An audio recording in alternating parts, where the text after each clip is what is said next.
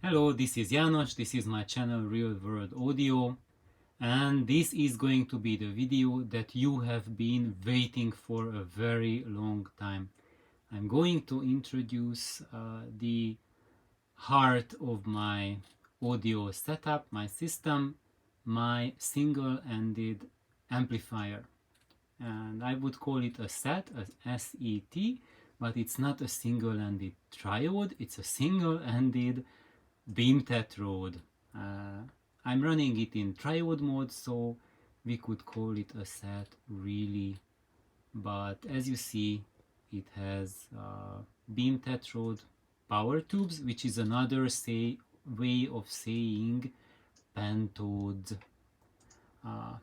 but they use the name beam tetrode to circumvent the patent that is on the pentode. So basically beam tetrode is another way of saying pentode. And potatoes or potatoes, that's the difference between a beam tetrode and a pentode, as far as we are going to talk about audio signal region. In non-audio, in ultrasound and megahertz range, higher ranges, there are specific behavior differences, but basically a beam tetrode is one kind of a pentode. But enough of that nonsense. You all want to hear what I have to say about this amplifier. How long did I have it? Why is it part of my system? And of course you all know that what it can do with the gigantic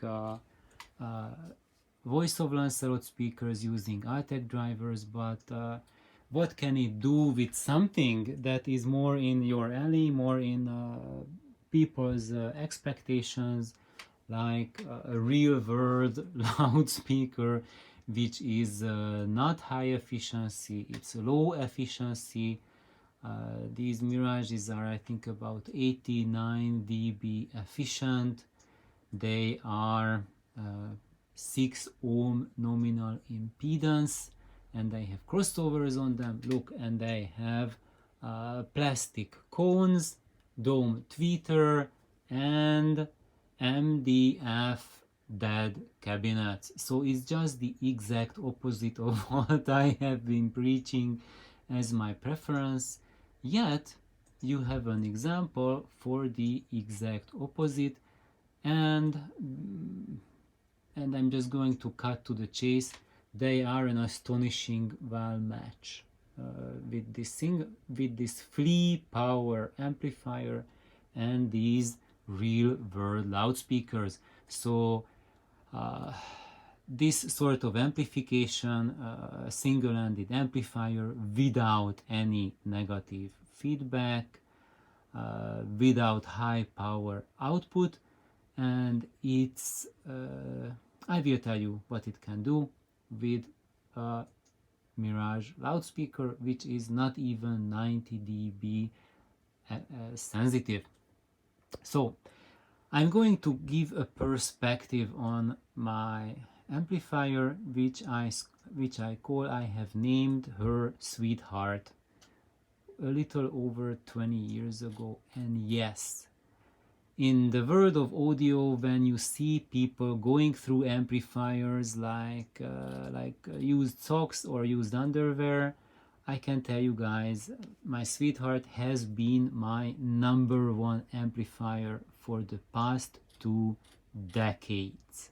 And yes, I have additional amplifiers such as the Ampex monoblocks sitting down there, which I am currently running, but that does not discount from the fact that my sweetheart is still my #1. And I will explain why and how, and some take-home message from it. Because my sweetheart was born as a darling amplifier, and that heart, it's still a darling amplifier, but it went through a phase.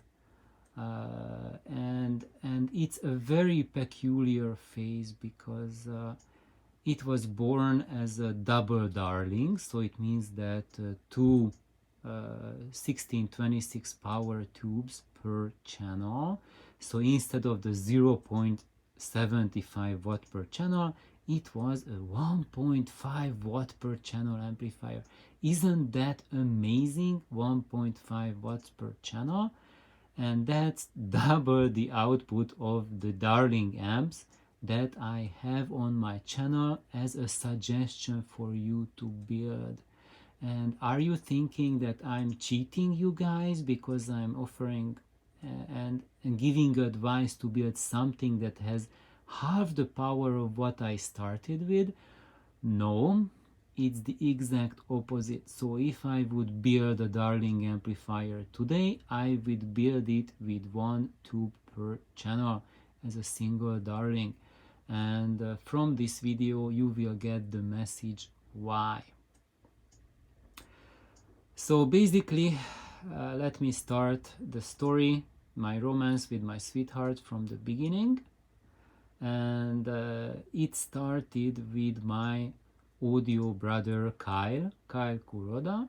He has built a Darling amplifier, and we heard that amp because he brought it down to my mentors, to Stu's store, and at one of the audio club meetings we have listened to Kyle's Darling hooked up to Stu's main system. And yes, that system also sported low efficiency loudspeakers, not like the Mirage, but expensive ones.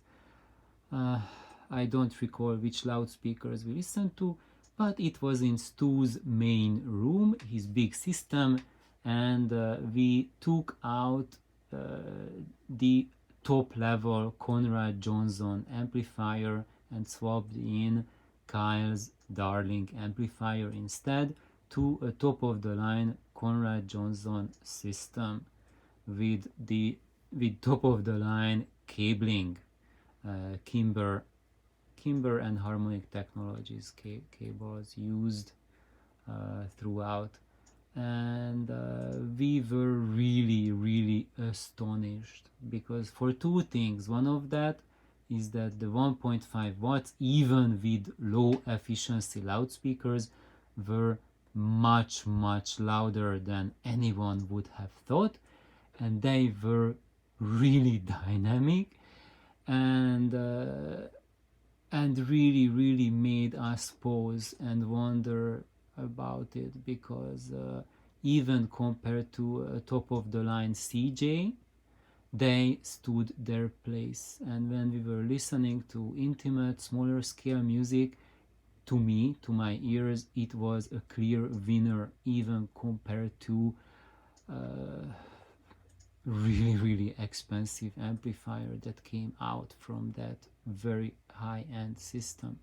And we were amazed because Kyle built that amp with from spare parts as a fun project, actually as something really fun, and the total budget was like under $500, and it turned out to be what people call giant killer. And of course, we were so interested, some of us, that I convinced Kyle to bring his Darling over to my house, and we put it into my system, mated it with my Void pipes and with the Micro Mega Stage CD player, and it was astonishing. There were 5 of us in that listening session, and out of the 5, Kyle was the one who brought his Darling, and there were 4 more of us, and after the session, out of the 4, 3 of us have decided to build a clone of it. So all 3 out of the 4, we built one, and the number 4, that was Greg, he didn't build one, and that was because he had a George Wright 2A3 monoblocks. He still has them, and that's why he did not have the need to build it, but even he enjoyed the Darling amplifier tremendously. And just to give you guys the weight, the impact of that experience, that out of those 3 people who decided to build the Darling amp for ourselves, I was the one who had the most experience with amplifiers, but at that time the most I did was to modify my Stereo 70. And there was Charlie, and his experience was, Charlie was my cable buddy. We were building interconnects, power cord, speaker cables together. That was mainly his experience. And Tamás was the third. He had absolutely zero skills with audio and building audio gear. So basically, as far as building an amplifier from scratch, we were all noobs, and it was a totally a giant undertaking for all 3 of us to do something from scratch. And Kyle helped us tremendously with that. He helped with the schematics, and he helped with sourcing parts, recommendations. He gave us power transformers to use with them. And then my mentors too, we used his sheet metal bending machine to make the chassis. So we made identical chassis, and basically we cloned Kyle's Darling, and with a few little modifications that Kyle recommended. And all 3 are almost identical. The only difference between them is the internal wiring and the connectors, how we have done those. And anyway, long story short, I could talk more about the Darling phase. And but now what I have to tell you all is that the Darling amplifier, the way I built it, was 1.5 watts per channel, and it was enough with the void pipe, with the Fostex void pipe. I mean, it was enough for any music that I wanted to listen to. It was enough for a full-scale Beethoven Ninth Symphony, and at such a level that I went to a live performance of the Ninth Symphony, and after the concert it took about 10 minutes to drive home, and then I put on my Ferenczik Beethoven 9 on the CD player and played it, and while the memory of the live performance was fresh in my head, and to my greatest astonishment, how the Darling amplifier with the void pipe rendered it. It rendered a better acoustic space of a concert hall than what I heard real live. It had better dynamic range, and the tonality was just as right as in real life. And what I experienced is that a better performance recorded in a better acoustic venue, played back in my home in a better rendering than the live performance that I just experienced.